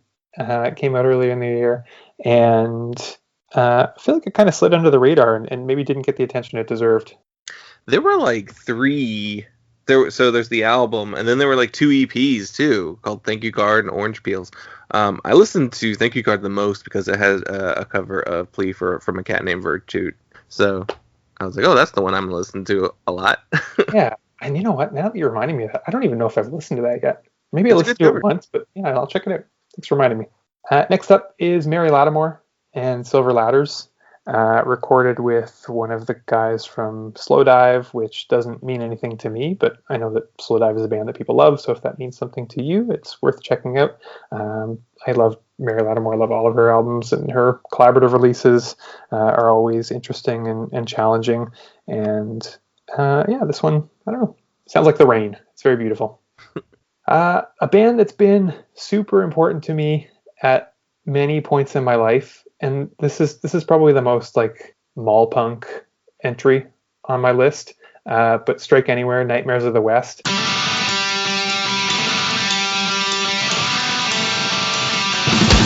find your eyes in a river of faces.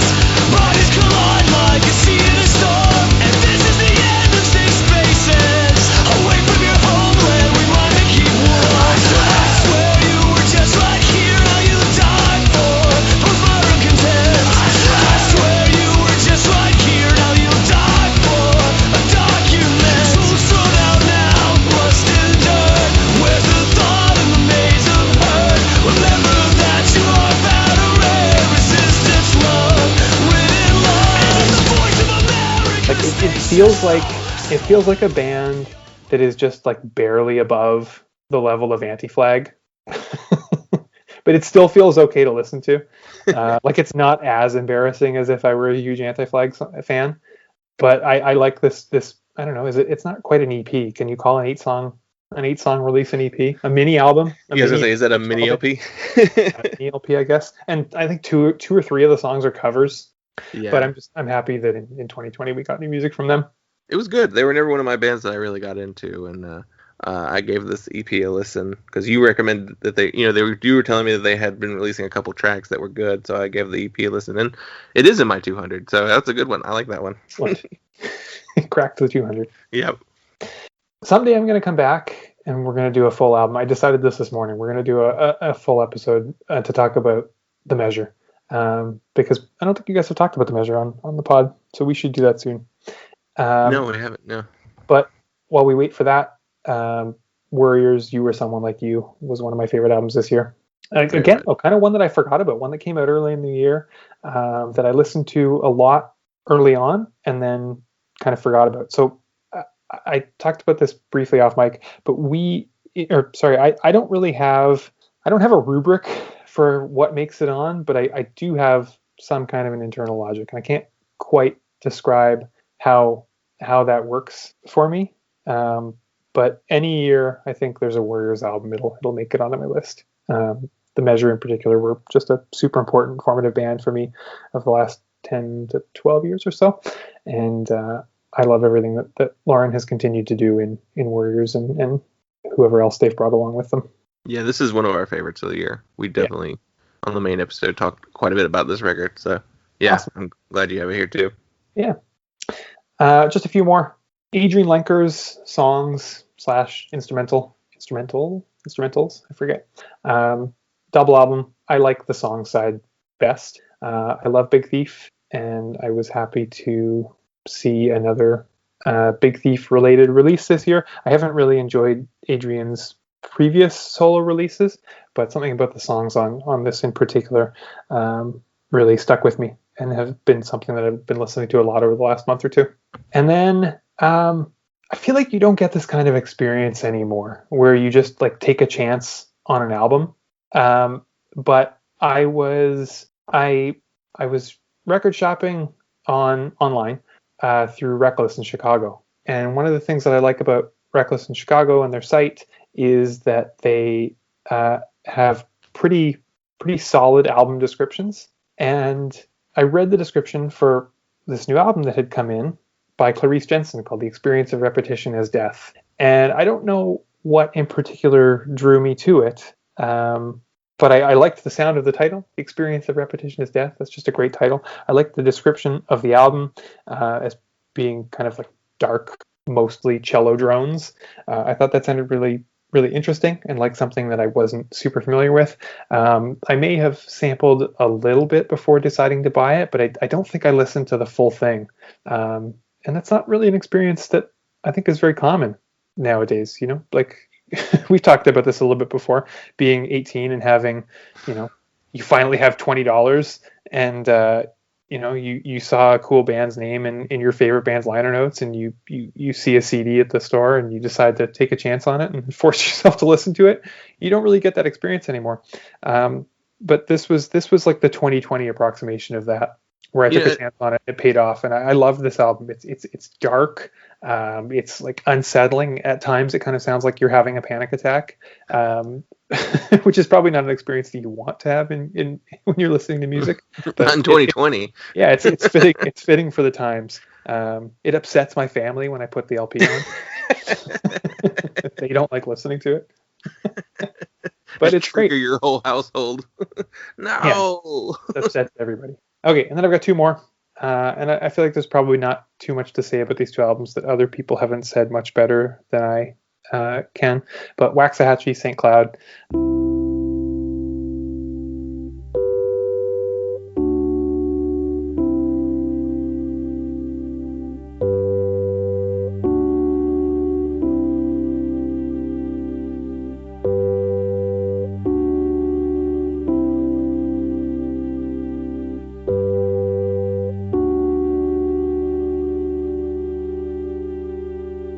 That's what I wanted. It's not as if we cry a river, call it rain. West Memphis is on fire in the light of day.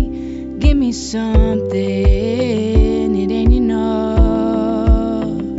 It ain't enough. I take it for granted. If I could love you unconditionally, I could iron out the edges of the darkest sky. For some of us, it ain't enough. It ain't enough.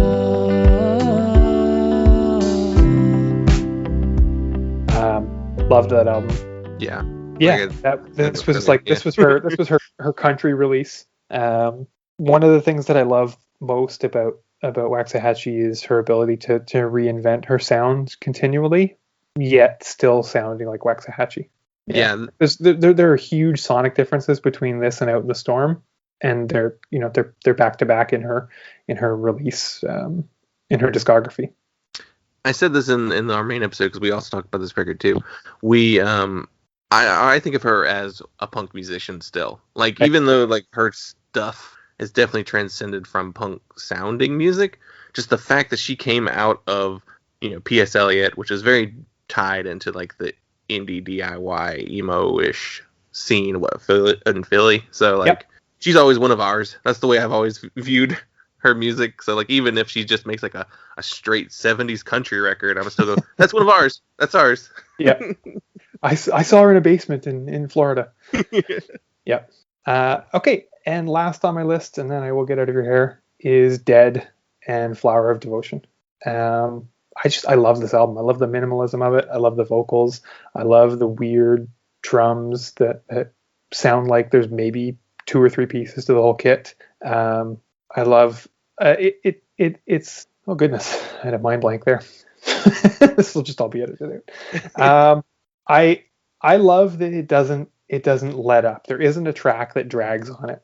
And it seems like, for me, and at least the kinds of things that I'm usually drawn to, it seems like something that won't stick around for me, but that's not been my experience at all. I continually return to it throughout the year, and I continually listen to it front to back, and every time I'm surprised at by how much I enjoy it. It just endlessly pays off for me. Dylan and I's brother Luke actually brought this band to our attention. I'm feeling very depressed about that too. He was like, I've been listening to this band Dead. I was like, who? And I'm pretty on top of new music, and I was just like, I have no idea who this band is. And I saw some like similar artists that I knew that I listened to. I was like, okay, this is like a branch away from like something that I was already listening to. And yeah, Luke's being much younger than us, so he Because I think I sent it to you, and then you were like, "Oh yeah, Luke told me about this 2 weeks ago." He's telling the grandpas about the new musics. Yeah. All right, that's my list. Well, thank you for sharing your list. Thank you for having me on to talk about it. We will definitely have you back on in 2021. We'll figure out when that's good, but that's for an off mic conversation. But Yep. Thank you, Cory. No problem. Thanks, Justin. But that will wrap it up for our first half of the best of 2020. I keep saying plural. I don't know why. Next week, what we'll do is we'll break down into the more genre-specific stuff. So, like, right now, I've currently got a category for Screamo, post-punk, post-hardcore, ska, metalcore, hardcore. I even have a little shoegaze, and then a few more, like, geographically centric categories. So Dylan's got to listen to a lot of hardcore this week. Yeah. Get some free weights. Yeah. Power through it. Maybe we'll throw in our not-so-punk picks. Yeah. Balance it out. At the end of that one. That'll be it from just me and Dylan this week. Follow us on all forms of social media, Instagram, Facebook, Twitter, @PunkLottoPod. All the good stuff. Subscribe to our newsletter. Yep. It's Punk Lotto. Wait, is it punklotto.substack or is it punklotto.pod? I should know. Professional. It is punklotto.pod.substack.com. Yeah, subscribe. You'll get. I've got some ideas working for the newsletter that will differentiate it from the podcast. So it's not all recap. So that'll be my big goal for next year. One of my big goals for next year.